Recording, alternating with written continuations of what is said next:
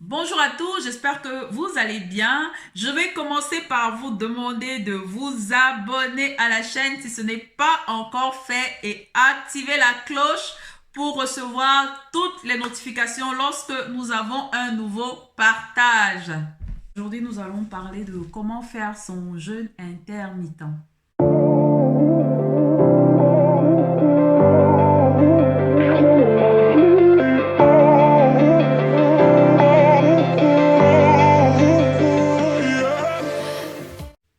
Pour ceux qui ne me connaissent pas, je suis Isabelle Essomé. En général, ici, je parle de nutrition et de développement personnel. J'appartiens à cette catégorie de personnes qui pensent que pour pouvoir changer le monde, nous devons commencer par nous changer nous-mêmes. Alors aujourd'hui, nous allons parler du jeûne intermittent. Oui, le jeûne intermittent une fois de plus. Nous avons parlé de lui dans une vidéo précédente. Nous signalons que avant de démarrer dans un jeûne intermittent, parce que c'est un phénomène, je dirais, de mode en ce moment, beaucoup de personnes se retrouvent à atteindre leurs résultats par ce procédé-là. Mais dans une vidéo précédente, j'ai parlé de l'importance d'avoir à la base une vie assez saine avant de se lancer. Parce que beaucoup de personnes se lancent dans le jeûne intermittent sans réellement savoir par où commencer. Elles se disent, je me lance et elles se retrouvent en train d'abandonner ou alors d'avoir des malaises ou développer certaines carences simplement parce que elles ne se sont pas... elles n'ont pas eu une certaine préparation à la base. Avant de se lancer dans un jeûne intermittent, il est important d'avoir une certaine préparation. Il n'est pas possible de se lever du jour au lendemain et se dire, ça y est, je me lance dans le jeûne. Il y a de fortes chances de développer certaines carences si au préalable, nous n'avons pas une certaine préparation. Alors, dans la vidéo d'aujourd'hui, je vais essayer d'expliquer ce que nous devons essayer de faire au préalable avant de nous lancer dans un jeûne intermittent. Je vais également commencer par rappeler que de façon naturelle, de façon normale, chacun de nous observe un jeûne. La nature elle-même a fait en sorte que chacun puisse observer un jeûne pendant la journée. Parce que nous nous réveillons, nous dormons et lorsque nous dormons, nous ne nous alimentons pas. Dans la plupart des cas, en fonction du temps de sommeil que nous avons, nous pouvons nous retrouver en train de dormir 8 heures de temps, 9 heures, 6 heures, ça dépend des cas. Et pendant cette période de sommeil, nous sommes en jeûne parce que nous ne nous alimentons pas. Donc la nature elle-même a prévu le jeûne. Maintenant, la différence au niveau du jeûne réside au niveau de la longueur, de la durée, du temps de non-alimentation qui peut varier selon les individus. Tout d'abord, le jeûne intermittent n'est pas un championnat. Le jeûne intermittent, il ne s'agit pas de dire je vais rester 24 heures sans manger ou quoi que ce soit. Il faut tout d'abord se rassurer que nous avons une alimentation saine. Nous n'avons pas de carence. Nous avons la possibilité de supporter pendant le jeûne. Première des choses. Deuxièmement, généralement, les jeûnes y varient. Nous avons des jeûnes que nous observons pendant certaines personnes 12 heures, d'autres 14 heures, certaines 16 heures, 18 heures, et il y en a même qui vont jusqu'à 24 heures de jeûne, ce qui est l'extrême. Alors, qu'est-ce qu'il faut? Comment faire son jeûne? C'est la préoccupation que nous avons ici aujourd'hui dans cette vidéo. Première des choses, lorsque nous démarrons notre jeûne, jaugeons notre capacité. Déjà, essayons de voir si nous avons la capacité de tenir pendant le jeûne. Deuxièmement, alternez le jeûne.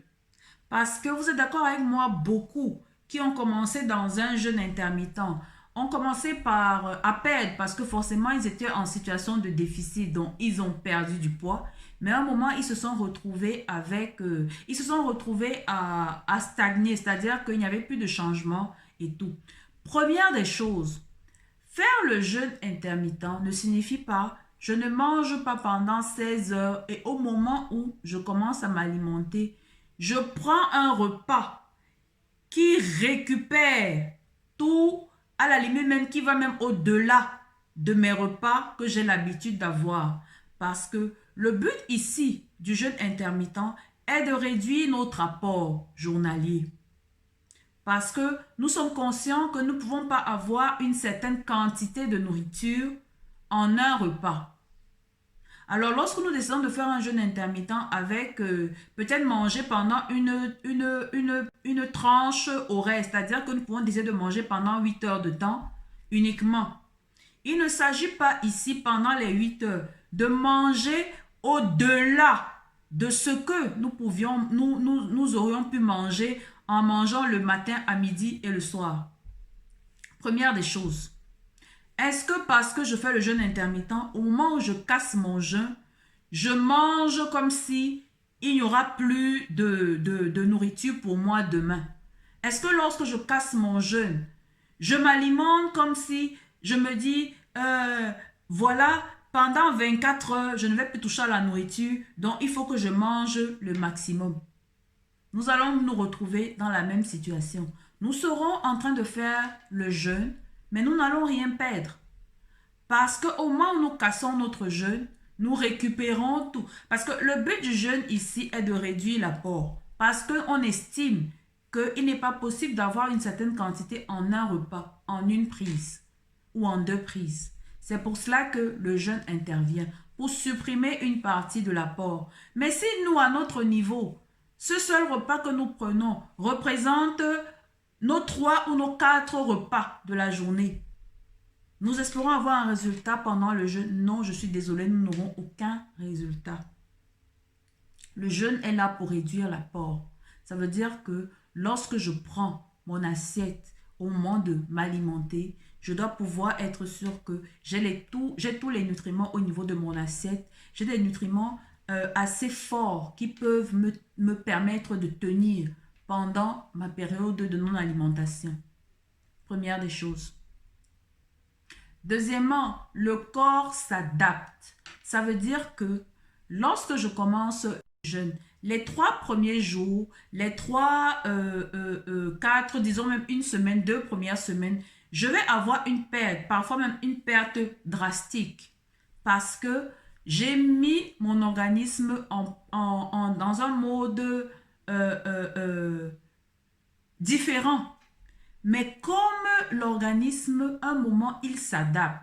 Ça veut dire que il ne ressent plus cette période d'une alimentation comme un choc. Parce que nous perdons au début parce que c'est comme un choc pour l'organisme. Nous bousculons l'organisme pour que notre métabolisme s'améliore. Alors, une fois que nous avons fait cette action, ce qui se passe, c'est que l'organisme s'adapte. Parce que à partir, comme toute habitude, lorsqu'on commence à faire une habitude, au bout de 21 jours, le corps s'habitue à l'habitude. Et ce n'est plus une situation nouvelle pour le corps.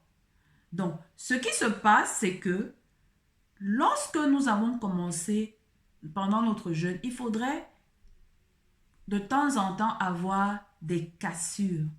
Ce sont les cassures qui nous permettent de bousculer en fait notre corps. Parce que le corps, une fois que l'habitude est installée, le corps ne réagit plus parce que c'est déjà une norme. C'est déjà une norme. Donc nous devons pouvoir alterner. La meilleure façon de faire son jeûne intermittent, c'est d'alterner. Alterner comment? Je peux décider de commencer par un jeûne de 14 heures.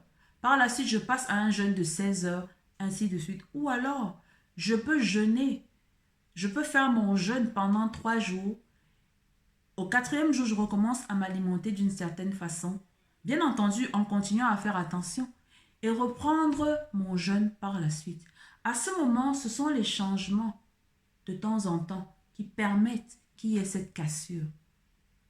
Le jeûne, le jeûne prolongé, ou alors comme je dis par moment aussi par rapport au régime draconien ou alors à une alimentation draconienne, c'est que un moment, n'ayant pas suffisamment d'énergie, ce qui se passe, c'est que le corps se met en mode survie. Parce que vous allez voir qu'il y a beaucoup de personnes, peut-être même que vous allez vous retrouver dans cette situation où vous observez des périodes de jeûne. Pendant le jeûne, vous perdez énormément, mais après, vous récupérez tout le poids. Seulement parce que au niveau de votre mécanisme, vous avez déclenché le mode survie de l'organisme. Et alors, un moment, pour pouvoir tenir, il commence lui-même à produire son énergie. C'est-à-dire que il ne se retrouve plus dans le mode où nous l'avons plongé et il commence lui-même pour un besoin de survie à produire lui-même son énergie. Et nous pouvons nous retrouver même à prendre du poids au lieu de perdre. Nous pouvons nous retrouver en train de prendre du poids au lieu de perdre. Parce qu'en fait, là, nous commençons à avoir, il commence à produire un peu comme du gras lui-même.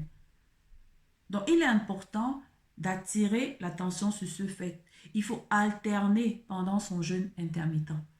Alors, c'est un petit partage que j'ai voulu faire aujourd'hui. Si tu as commencé un jeûne intermittent ou tu es en train de faire un jeûne intermittent, je t'invite à de temps en temps casse le rythme de temps en temps. Parce que si tu le fais depuis un moment, ton organisme est déjà habitué à s'alimenter de cette façon. Donc, réduis, change de temps en temps le mode. Si tu es déjà dans un mode de peut-être 18h ou 16h, recommence peut-être à alimenter 2 fois si à ce moment-là, si en ce moment tu es déjà à un seul repas, recommence à t'alimenter peut-être 2 fois pendant la journée et par la suite reprends. C'est ce choc que tu donnes à l'organisme tout le temps qui permet qu'il réagisse. Donc, c'est le petit partage que j'ai voulu faire aujourd'hui. Si ce n'est pas déjà fait, je t'invite à t'abonner à la chaîne et activer la cloche pour ne rien rater de tous les partages qui se font ici dans la communauté. Merci encore et à très bientôt. Bisous, bye bye, je vous aime.